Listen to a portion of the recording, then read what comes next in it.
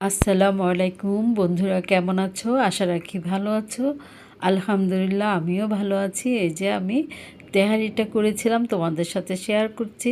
এখানে আমি 2 টুকরা তেজপাতা, 3টা লং, 3টা এলাচ আর 2 টেবিল চামচ পেঁয়াজ কুচি দিয়ে আমি একটু ভেজে নিচ্ছি। আর এদিকে আমি হাফ কেজি বিফ আমি তেহারির মশলা দিয়ে, তারপর আদা রসুন, টক দই, জিরা গুঁড়ো, লাল মরিচের গুঁড়ো দিয়ে আমি ম্যারিনেট করে রেখেছিলাম বেশ কিছুক্ষণ।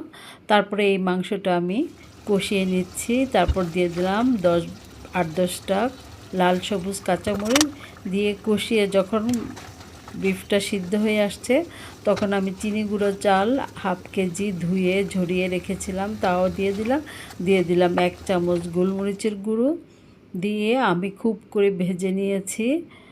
যখন একদম তেলটা উপরে উঠে আসছে তখনই আমি 2.5 কাপ গরম পানি দিয়ে দিলাম। আমি আগে থেকেই পানিটা ফুটিয়ে রেখেছি।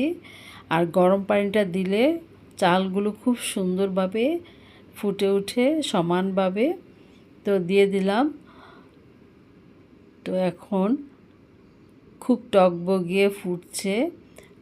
তো আমি সব চাল মশলা একসাথে মিশিয়ে দিচ্ছি চারিদিক থেকে নেড়ে নেড়ে। তারপরে একটু আমি লবণ চেখে দেখলাম যে হয়েছে কি না। তো আমার কাছে একটু কম মনে হয়েছে, তো আমি আবার কিছুটা লবণ দিয়েছি। দিয়ে আমি দিয়ে দিলাম 1 চা চামচ চিনি। যেহেতু এখানে আমি টক দই দিয়েছি, স্বাদের একটা ব্যালেন্সের জন্য আমি চিনিটা অ্যাড করলাম এখানে। তোমরা না চাইলে স্কিপ করতে পারো। তো আমি দিয়ে দিলাম, দিয়ে আবার ঘুরিয়ে সুন্দরভাবে নেড়ে দিচ্ছি।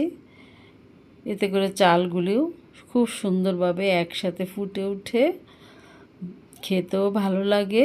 তারপর আমি ঢেকে দিয়েছিলাম কিছুটা সময়। তো এখন ঢাকনাটা উঠিয়ে আবার নেড়ে চেড়ে দিয়ে দিলাম কেওড়ার জল হাফ চা চামচ। অবশ্যই কেওড়ার জলটা দিবে। তারপর এই যে আমার বিফ তেহারিটা হয়ে আসছে। এখন আমি 1 চা চামচ ঘি দিব। ঘি উপর থেকে দিয়ে আমি আমার এই তেহারিটা নামিয়ে ফেলবো। তো এই তো বেশ আমার সুন্দরভাবে হয়ে গেছে বিফ তেহারিটা। খেতে কিন্তু দারুণ মজার হয়েছিল। কেমন হয়েছে অবশ্যই জানাবে। আল্লাহ।